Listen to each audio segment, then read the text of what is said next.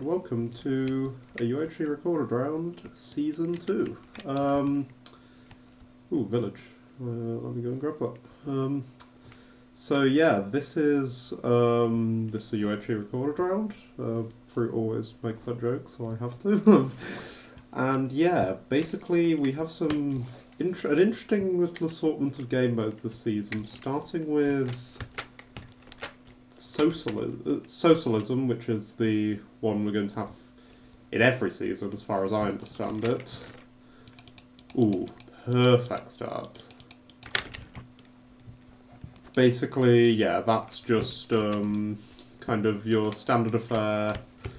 Every time someone mines a diamond, there's like a chance there's a chance that it goes to somebody else, is the summary. Which is good for just like balance and generally, oh my god, this is more apples than I can ever use. And yeah, and then we also have, you might have noticed my hearts, and you might notice that everyone has a differing number of hearts. That is because our other game mode is called tiered health, and basically what that means is that, well, each person has been assigned their own tier, and depending what tier you are, that's how many hearts you get. And I think I got about where I was expected. I think I'm kind of lower end of the pack, which, yeah, I was thinking I'd be like higher middle, but you know, I'm not going to complain about having more health. It's a bit of an ambitious game mode, I quite like it. Just like the very sort of it will lead to some interesting kind of gameplay, I think, because basically the theory behind it would be that each person kind of has their own each person's in their own tier, so each person has their own, like, chances. Theoretically, in any fight, it should be evened out a bit by the health, especially since the healing does a percentage of your max health, so I mean, it's always 20% of your max health, so I do believe that if I heal, I get 5 hearts back, which is kind of crazy. And it's actually even stronger than I thought it was. Okay, now the question is, am I daring enough to risk killing this golem? I've seen speedrunners do this. You might as well try, right? Surely there's no way you can reach me. And yeah, I'm just doing this for the shield, really. Might take a minute.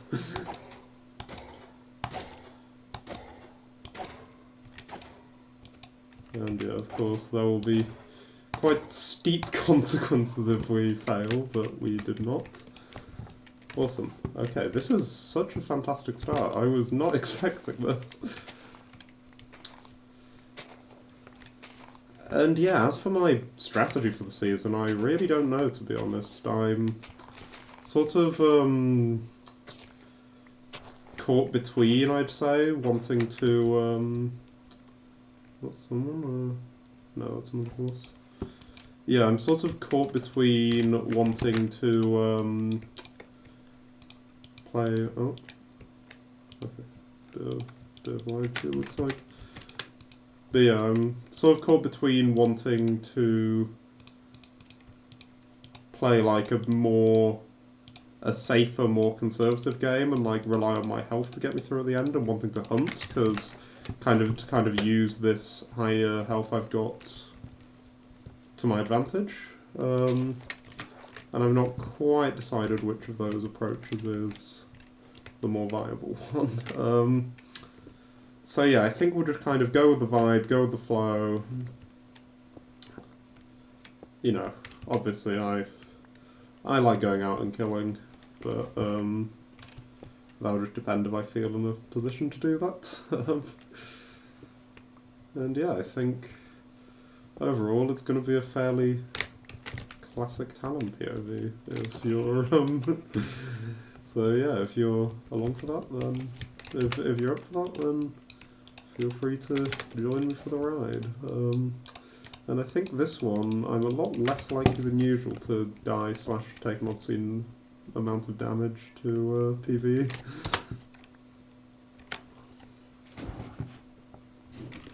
Okay, so hostile mobs are off now to stop the server from lagging. And yeah, I think solo commentary-wise, I don't know how good I am at solo commentary. I have an entire Elden Ring playthrough under my belt now, which I commentated basically the whole thing. It's not public because first of all, it's very low effort. It's literally just I literally just recorded my usually 3+ hour sessions to make any effort with editing it down or anything, and I don't want to put something like that on my channel really. But yeah, it's all unlisted up there. It's all kind of yeah, it's all exists. But yeah, I'm not sure how much better I got at commentating from that, but hey. I didn't do it to get good at commentary, I mainly just did it because, you know, Elden Ring is a masterpiece, and I wanted to keep my memories of my first playthrough. There is no chance I get enough gold for even half these apples, because I know what I'm like caving, but... Oh, this is... I mean, we've kind of got everything we need. The only thing I can think of would be some sugarcane, which I don't see any now, because, yeah, I don't think libraries exist anymore. I'm sure someone else could probably take much better advantage of this village. Like, I remember when I was playing with Party of One, which is going out next week. So I'm excited for other people to see that. But yeah, when I was playing that round, I remember it was Brodata, I was one of my allies, and he had this, he was just we found a village, and he was just going around, converting the villagers to librarians, and ended up getting an infinity bow out of that. But I really don't know how to do that, so unless I want to start, Googling and... you know, wikiing. I'm also really near 0, which I didn't realise. I don't know why, I was kind of under the impression that I was at the edge of the map. Apparently not the case, so...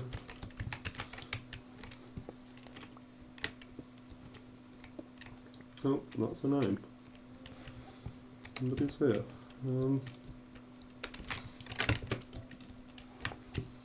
I'd like to know who that is, just so I know, because if I do go down and try cave around here, oh, fleas. Hello. My neighbour, in terms of health.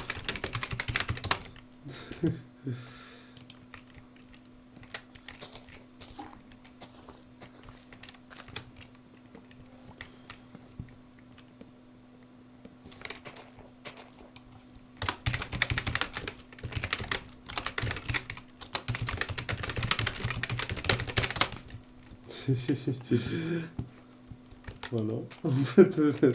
I think apples are maybe a bit too easy to get for that to be a decent deal, but, you know, I do have an abundance of them, so... Okay. Yeah, cane is really the last thing I want before I go down, although part of me also thinks I should just take advantage of the fact that this is, I am at 0, I should not do this. But yeah, part of me thinks I should take advantage of the lack of mobs at the moment to just go down and mine as many ores as possible.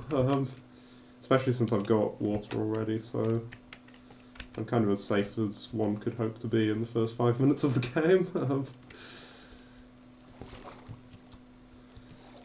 But yeah. Yeah, I see. Oh, cane, right there. Nice. That's the last ingredient. And maybe I'll cut down a few more trees as well, just because, You never want to be running out of wood when you're underground.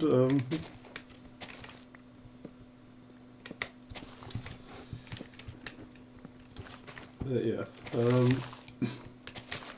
there will come a point where I stop talking about the game and start talking about, like, you know, my usual stuff, art and... But yeah, I think it's kind of tricky because I don't think I've been as engaged with art as I normally am recently. I've been working really hard on my dissertation for university, and that's sort of, okay, I kind of just want to run away from 0-0 for a bit. But yeah, I've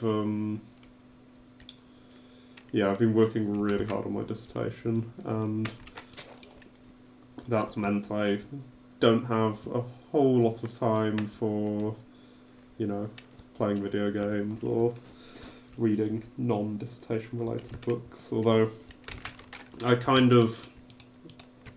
I'm quite lucky to have my dissertation be on fantasy literature, so really it's kind of like, when I say dissertation related books, it's like, it's the exact same stuff I would normally be reading, but, you know, because it's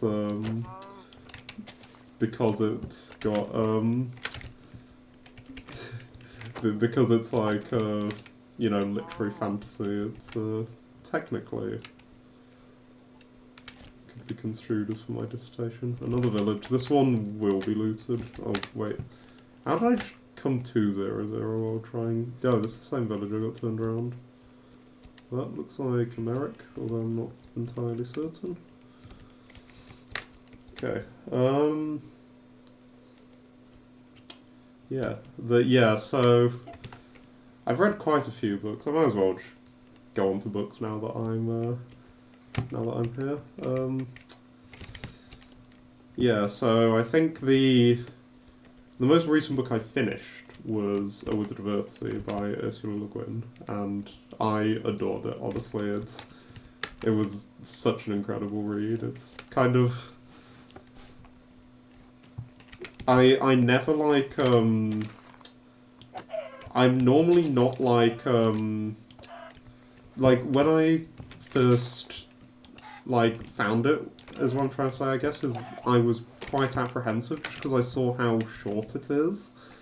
It's literally like 160 pages, and I was like, what can you do in 160 pages in a fantasy book? And it turns out the answer is quite a lot. It's written in a really interesting style that I haven't really seen outside of, like, you know, proper, like, academic literary fiction, sort of your Pride and Prejudice and, like, stuff like that. But, oh, yeah, we'll like a bit. Hopefully that clears up soon. But yeah, yeah, I'm just grabbing a tiny bit more wood, and then I'm just going to follow the first cave I find down, I think. And we're not super far from 0-0, but we're kind of far enough that I'm a bit more comfortable here. Oh, I should make doors. I always forget that in this version. But yeah, no, so, yeah, it's written in a very literary style. It's sort of... The prose is very nice and, like, artsy, and it spans, like... In just 160 pages, it manages to span, like, the first 20 years of this kid's life, which is pretty awesome. And it's sort of, you know, I've seen people call it, like, the, you know, the original Harry Potter, and I think it's pretty clear that Rowling took quite a lot of inspiration from Earthsea, but at the same time, the Harry Potter stuff in Earthsea is like 2 chapters, I think. It's really not a focus at all. And so yeah,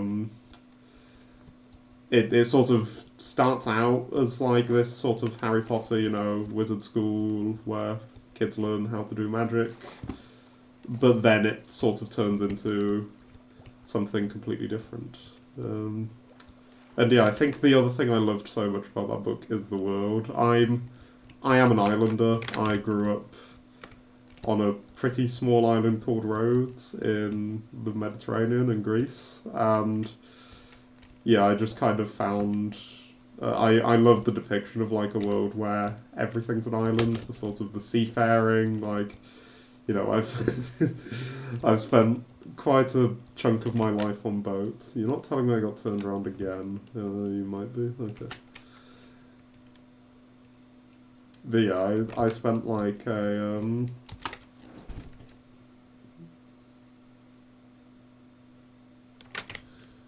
yeah, I spent like quite a decent portion of my childhood on boats, and I think it was a really nice and fun depiction of sort of that feeling of being tossed by the waves in a tiny vessel. I used to have sailing lessons when I was a kid, and we'd yeah, there's many people around me, by the way, and yeah, I've had my fair share of like capsizing, going out too far and having to be rescued. I think that's kind of a rite of passage for like a Greek Islander kid. So yeah, that was one aspect I really identified with. And then more recently I've started reading a series called The Prince of Nothing by R. Scott Bakker, which is basically sort of I know it's a fairly divisive one in sort of the broader online fantasy space. It's kind of the way I was sold it by one of my friends sold it to me by debating about whether free will exists for hours, and then just like and then just saying, hey, there's a book about this if you're interested. And, I do like philosophy. Ever since I read, I don't know, I talk about this series in almost every round, so I figure most people must know it's my favourite book series by now, but there's a series I adore called The Malazan Book of the Fallen, which is sort of very philosophical in tone. Yeah, so we're just gonna go down and hope we find a cave. I might turn subtitles on just to make it a little easier. I don't know, Fruit didn't say we can't do it, and I have a hard time digging to caves, so... Oh, where is it? It'll be in the sounds, right? Yeah. But yeah, so Malazan's very philosophical, has a lot of that. Okay, let's take the time to make a door now before we regret not having one.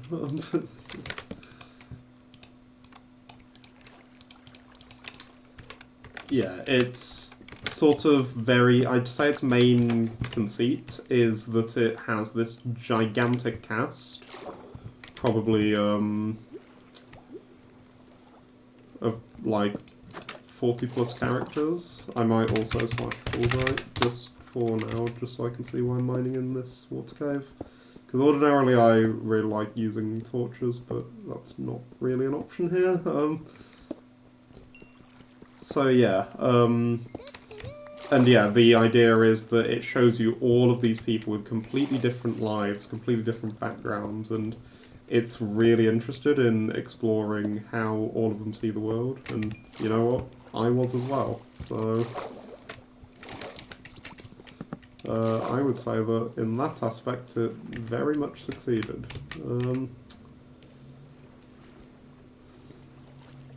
And Bakker is kind of setting out to do something similar with Prince of Nothing.